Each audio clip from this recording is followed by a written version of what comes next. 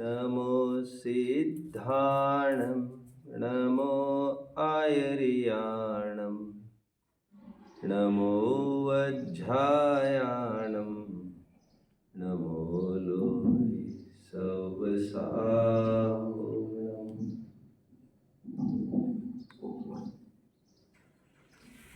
भावनावान उपासक भाई हमारे समक्ष बैठे हैं। हमारे डियर मोक्षार्थी तो है ही, जो कदम में कदम मिलाकर कंधे से कंधा लगाकर अविरल रूप से निरंतर इस मार्ग पर बढ़ते जा रहे हैं। सदाचार में भी बराबर दक्ष है और ज्ञानार्जन में भी अपनी अपनी शक्ति अनुसार बराबर ऊंची कूद ऊंची उछाल लेने के लिए निरंतर प्रयासरत रहते हैं। मुझे आज 3-4 प्रश्नों पर समाधान करने का विचार है, जो कल ही उपस्थित हुए थे। जब तक वो बहन नहीं आती जिनका प्रश्न था, तब तक मैं उसे पॉज करके कुछ और 2 प्रश्नों पर मैं बात करना चाहूँगा। पंकज भाई साहब है, मुझे बहुत अच्छा लगता है, बहुत योग्य और बहुत भव्य जीव है। मेरे पुराने साथी है, मैं कहूँगा काफ़ी टाइम हमारा दोनों का साथ में गया है। पर्सनल रिलेशन कहने का ये प्लेटफॉर्म नहीं है, मैं जानता हूँ, और मैं कभी कहता भी नहीं हूँ। लेकिन ये इसीलिए जब भी मौका मिला है, मैंने बात रखी है मैं किस विषय पर बात करूँ, ऐसे मैंने बात रखी है। तब किसी भी सभाओं में व्यक्तिगत भी एक ही प्रश्न का समाधान चाहते रहते हैं, हमारी आकुलता कैसे मिटे। मैं समझता हूँ 10-20 सभाओं में उन्होंने ये प्रश्न पूछे हैं, वही सभाओं में, और व्यक्तिगत रूप से भी वे यही चाहते हैं, आकुलता कैसे मिटे, आकुलता कैसे मिटे। ऐसी चुस्ती होना, एक ही टारगेट को हिट करने की निरंतरता बनाए रखना, इसे कहते जुनून। जिसे मैं कहता हूँ धार्मिक परिवेश में इसे कहते भावना। निरंतर एक ही लक्ष्य से लेकर आगे बढ़ते रहे, एक ही लक्ष्य, और ध्यान रहे कि डाइवर्ट ना हो जाए। बट जितनी हमें लगन है उस उत्तर को जानने की, उतनी समझदारी से उस उत्तर को समझने की जरूरत है। कहीं ऐसा ना हो जाए कि हम भावना के आवेग में भावुकता को ही अंगीकार कर बैठे। उत्तर इतना सिंपल है, जो कल मैंने देने की कोशिश भी की थी और आज अभी फिर से दे रहा हूँ। एक सिंपल क्वेश्चन टू यू भाई साहब, हम कहीं पैसा दे रहे हैं to get our works done. से आप एक केस लड़ा रहे हैं, आप वकील को पैसे देते जा रहे हैं, और इस आशा में कि कहीं ना कहीं वो आपका काम कर देगा समडे। उसने टारगेट दिया 10 दिन में मैं काम कर दूंगा। When 11th day came, आपको विकल्प सताने लग गए कि what about the result, क्या हुआ।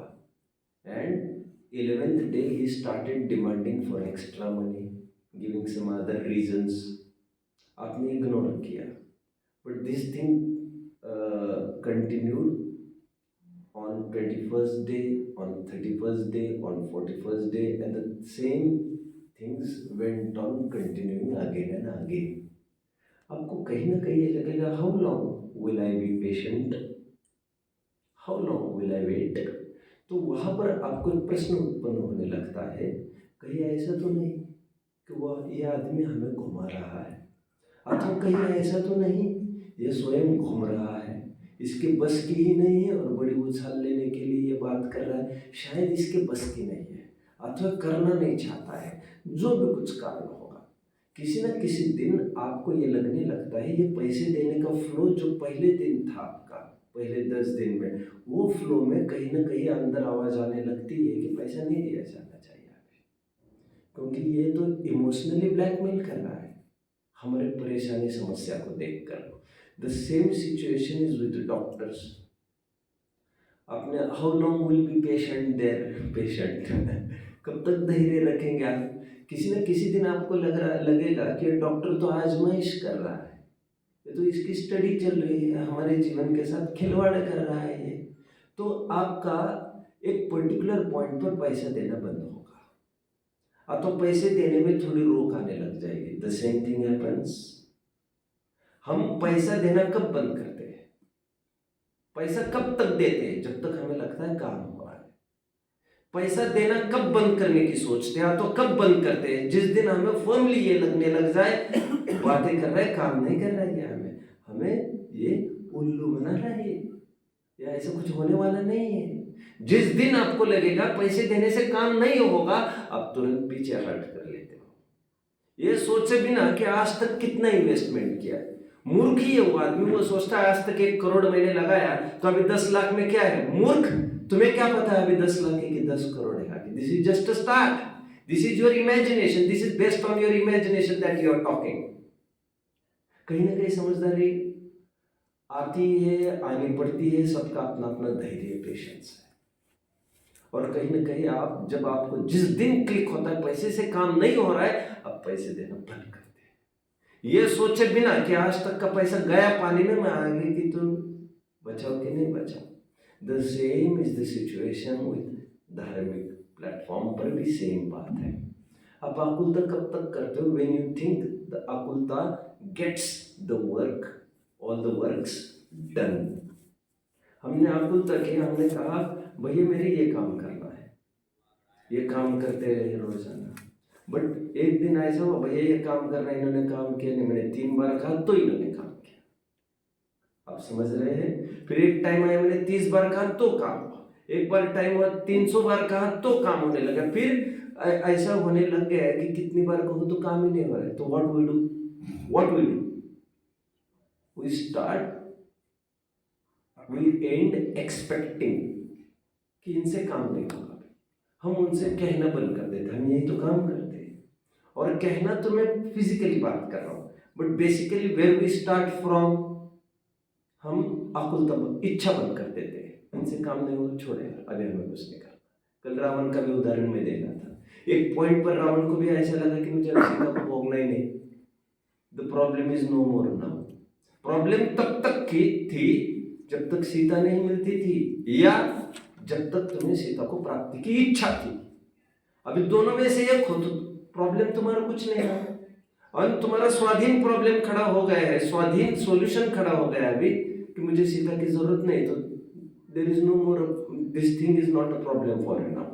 सीता की प्राप्ति विकल्प से कोसों दूर है। विकल्प कैसे खत्म होंगे ऐसा आपका प्रश्न है।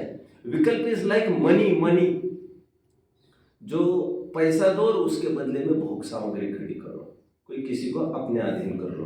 बट पैसा देना आप तब टर्न ऑफ करते हैं, गिव अप करते हैं, जब आपको लगता है पैसा देने से काम नहीं होगा।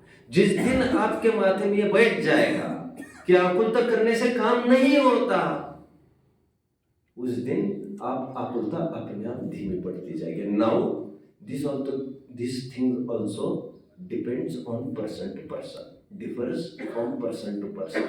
वो आदमी का कितना राग है वो तय करेगा। उस फील्ड में जितना पेशेंस है वो पैसा देता जा रहा था। तिजोरी और पेशेंस दोनों चीजें थी। इस फील्ड में भी उसको जितना राग है, अभी जितनी गांठ में उसका जितना ट्रिमेंडस उदय है, उसके अनुसार वो आकुलता को आजमाता रहता है। फिर कहते बेटा ऐसा नहीं, ऐसा वो जानते बेटा नहीं करता है, 10 दफे वो यही बात कहता रहता है, यही बात कहता है। तो उसको दिमाग से ये बात जम जाए मेरे कहने से काम नहीं होगा, उस दिन वो बोलना भी बंद करेगा और आकुलता भी। फिर उसके सामने बहुत बड़ा अनर्थ होता दिखेगा। Everything is going to collapse, everything is going to be shattered now. ऐसी स्थिति में वो शांत रहता, क्योंकि मेरे कहने से कुछ नहीं होता। तो उसके बाद में मेरी इच्छा से काम नहीं होता, ये तय करने के बाद उसकी इच्छा नहीं होती फिर से बाद में। ये एक रूल है, रूल।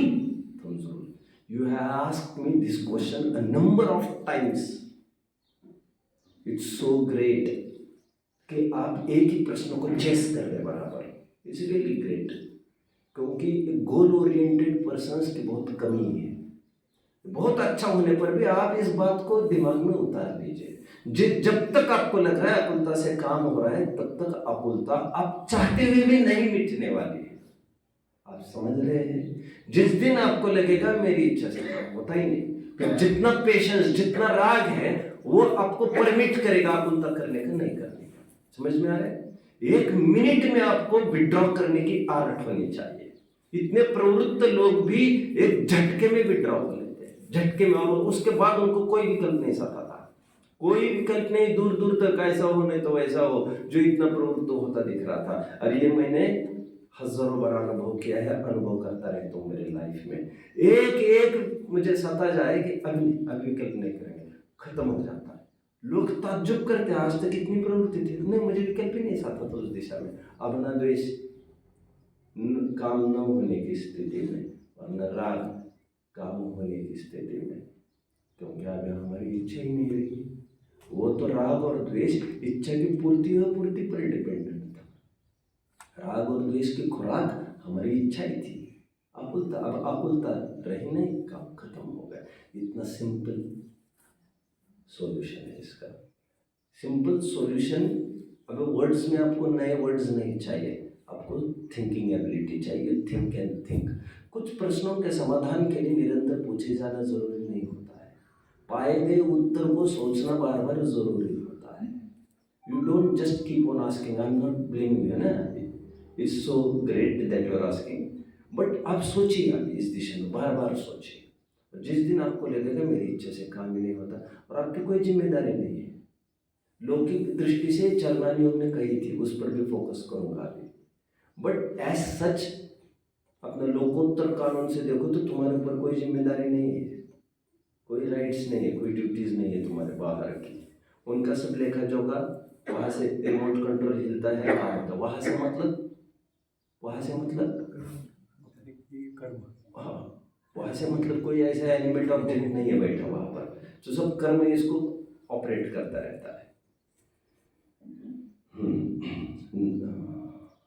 क्या है वो, रहीमन कहते ना, रहीमन अपने हाथ जो ना ही अपने हाथ।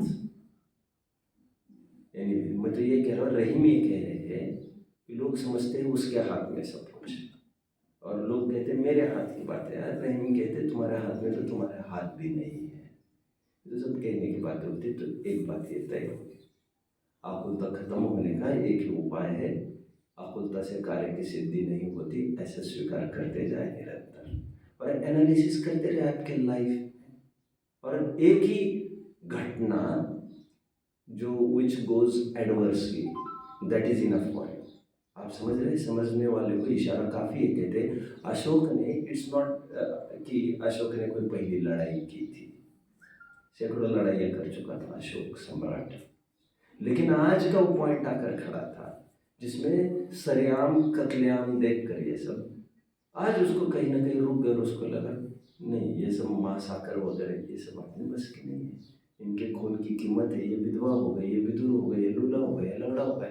आज उसको अपील हो गई बात, तो आज उसने गिव अप कर दिया और उस मार्ग में बढ़ गया। उसका प्रॉपर टाइम आना था कहने के बजाय मैं कहूँगा जैसे थिंकिंग थॉट प्रोसेस जैसा होना चाहिए, तो वह आज तक क्लिक नहीं हो पा रहा था उसको, और आज क्लिक हो गए तो उसको दे दिया। इसलिए कहा जाता है ज्ञानम प्रत्यक्षाणम, जो कोशिश की जाती हो जानने में की जाती है, प्रत्याख्यान हो जाता है, इसीलिए भी कहा जाता है। जितना भी हमें बल लगाना है, युक्ति लगानी है, दैट इज ऑन तत्व विचार। बस एक प्रश्न का समाधान मैंने कर लिया। I will switch on towards the next question now.